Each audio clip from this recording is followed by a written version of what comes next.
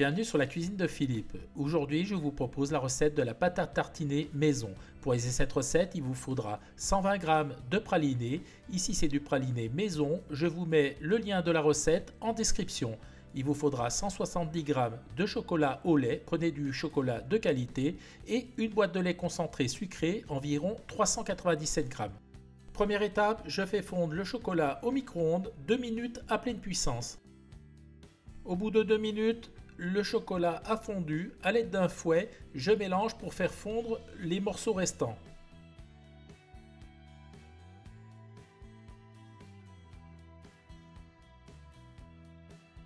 Pareil, je fais tiédir le lait concentré au micro-ondes.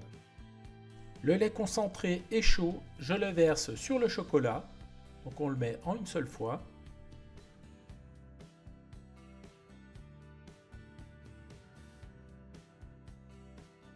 Et à l'aide du fouet, je mélange le tout soigneusement. Il est important que les ingrédients soient tièdes pour qu'ils se mélangent bien. On mélange jusqu'à obtenir une préparation bien lisse. Et je termine par le praliné que je verse dans la préparation. Regardez la belle couleur du praliné, il est magnifique, il est brillant, c'est super.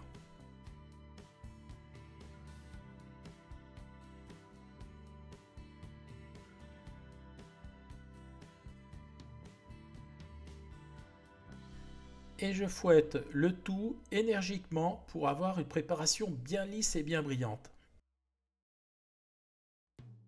En refroidissant, la pâte à tartiner prend du corps, elle devient plus compacte, c'est parfait.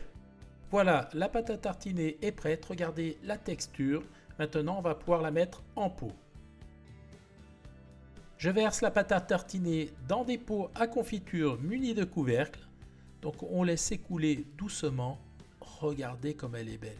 Oh mais j'ai qu'une envie, c'est de mettre le doigt dedans. Donc on fait couler et on remplit à hauteur. Avec les quantités données, j'ai fait un gros pot plus un demi-pot normal. Donc si vous mettez dans des pots normaux comme ceci, vous en faites deux.